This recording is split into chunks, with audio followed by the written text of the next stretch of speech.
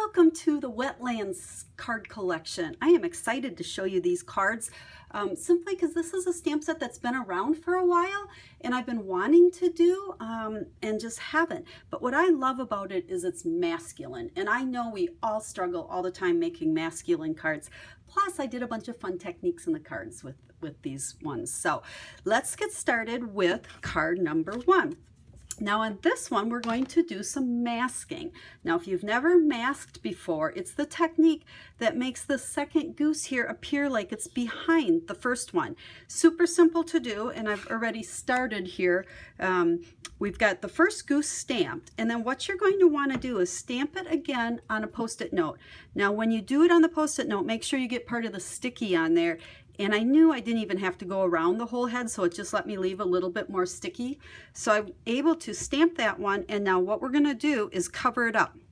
Now, these little masks, you can keep them. Like this one, I keep right with my stamp set. It doesn't want to stick there. I've used them a few times.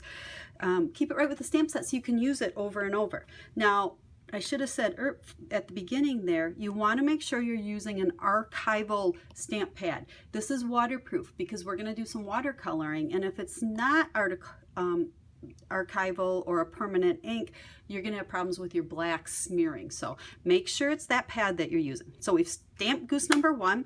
We'll open up our pad. And let's go ahead and ink up the goose again. We'll ink it up really good. Now this time, if you look at the card, we want to stamp him up and over a little bit.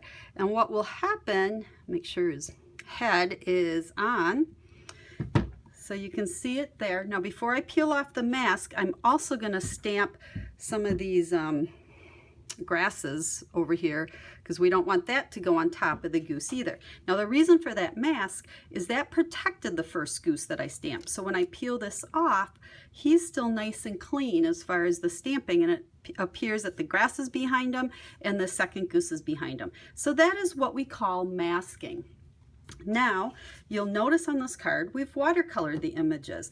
Now, I have to tell you right off the bat, I am by no means an artist, and by no means do I know the official real way to watercolor.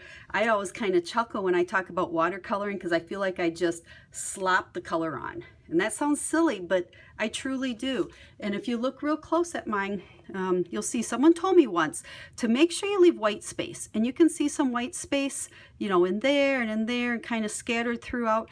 They said, you know, kind of that sloppy white space look is what gives it the look of being watercolored. So we pretend we're an artist. Now, to watercolor, I like to use my pads. And all I do is I squeeze them before I open them, and that'll get a bunch of ink here. Or if you want more, and I may have there earlier, you can also take your re-inkers and just put a drop in the case there. We're using the aqua painter, so we want it nice and wet. And I mean, seriously, when I said just slop it on, that's really what I'm doing. Pick up a little bit of ink, put some color in there.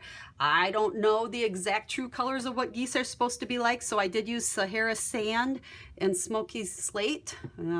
I put a little color up there. I did check with my husband, you know, the great white hunter, and he said, oh, they look pretty good. I'm like, okay, good enough for me. So between the slate, and we kind of did some over the smoky sand, get some colors on those geese, and then we're gonna do the same thing. We'll use crushed curry, and in between using the aqua painter, just brush it on your scrap paper and get the previous color off of it, because now we can pick up some of the crushed curry. And this, we're just putting it up here on the tips of these grasses. Oh, I didn't stamp that many on there. And then the same with the old olive. So we'll just kind of clean that off a little bit, pick up some green, and we can get that. You know, sometimes the more water, you can always make it darker, but you can't always make it lighter. So we'll put some color in there. And that's really all there is to watercoloring. That's how simple I do it. Like I said, don't call me an artist, but I think my card looks pretty good. So that's open. There's some pool party up in the sky there just real lightly. So that's card number 1. The crumb cake layer was embossed with the wood grain embossing folder. If you don't have that one, any one will do. And then your strips here, stamp your words on, and you can either punch the edge with a triple banner punch if you have it, otherwise use a scissors. And I did use the handheld stapler on here to staple that piece on. I think it just adds a little bit more texture and dimension to the card. So that's card number 1. And here we go with card number 2. Now this one is very simple, but I just love the simple elegance of it. It could be for a male or a female. It could be thinking of you for whatever reason. And I found this new thing that I think is kind of cool, and that's mixing the Very Vanilla and the Whisper White together. You know, it's kind of non-traditional. You know, I would probably time before someone would have said to mix those 2 colors and I would have went, no way. But I really like the look. So our top layer is watercolor paper. Okay, you want to make sure you use either watercolor paper or the shimmer white works really good for watercoloring. Watercolor, just like I showed you. The only thing I really want to show you on here is a little piece of black baker's twine. I have a piece here, make believe there was watercolor paper layered on here, but I just took a little piece and I wrapped it around the corners like so, and I use a little bit of Scotch tape on the back side of it to hold it there. And then take your other piece and, oops, I suppose I should put it under the camera so you can see me, tie a little bow, okay, and get it the size you want it. I don't have my snips handy, but I tie my bow and then I snip this off, and then I like to use the glue dots for attaching it. One little glue dot, and you can't even see it there, but it almost looks like it was wrapped around and tied, but it's really just the piece around and then the bow on top. Makes it super simple. So that's card number 2. Okay, here's card number 3 in the Wetlands card collection, and this is a really fun technique that I love to do, and it's making this background with an acrylic block. This is the Stampin' Up! D block, I believe, but what we're going to do to start, I have shimmer white paper, and I like it, again, I mentioned earlier, because it will take the water really nice. You don't have to worry about it curling up or balling up on you. So what I did is I took my block, and you always want to start with your lightest color. So in this case, it's the pool party. And I'm going to take my pad and I'm going to actually ink up my block.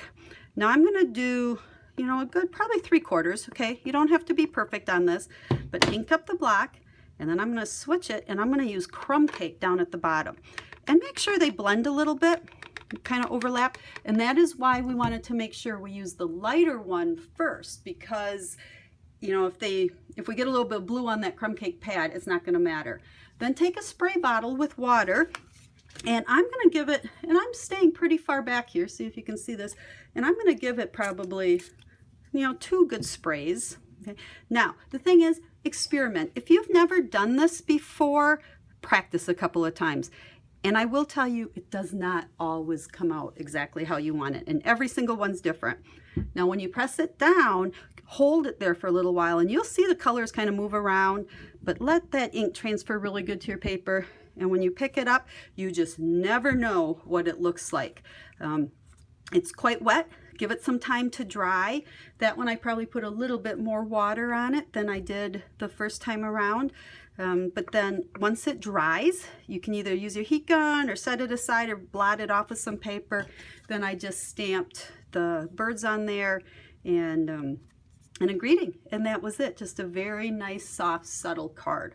So that's number 3. And here we go with card number 4. This one is another really fun technique that I wanted to share with you, and it's called reflection. You will see this is kind of like our pond, and our goose is reflected down in there in the water. Now the way you do that is you're going to start out by stamping your goose, and again, this is the shimmer white, so I can watercolor on it after I've done the stamping. Now there's probably a few different ways to do this, but I like to use our clear envelopes because it's a really nice flat plastic without a lot of wrinkles and so forth in it.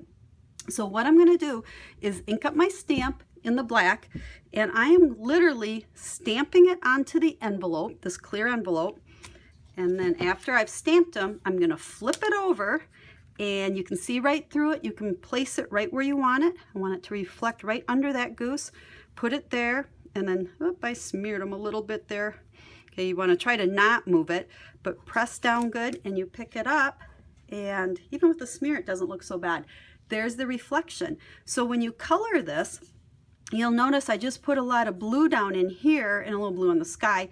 But my grasses, I use Old Olive and some crumb cake, color the goose like I did in the first one, and then I kind of felt like I want a little bit more texture there, so I used the Seaside embossing folder, and really it looked okay before I did this. So if you don't have it, don't feel that it's necessary, but what I actually did is I stuck it in like so, and I embossed it. That way we just got ripples down there in the water. I don't know if you can see it on the video or not, but that's all there is to doing the reflection technique. So you can use this a couple of different times if you would like. There's a clear envelope included for those of you that got the card kit for this. So that is card number 4 in the Wetlands card collection. I hope you liked these cards, the Wetlands card and the Wetlands card collection, and that you make them and continue to make them over and over, because they really are great cards for any occasion. Change the greetings on them. But great masculine cards, which I know we all struggle with. So thank you so much for letting me share my love of stamping with you guys. If you have any questions, make sure to get a hold of me. I'm here to help you. And if you'd like to place an order, you can do so right on my website, www.clomptonstampers.com. So have a stamp happy day, and I look forward to sharing stamping with you again in the future.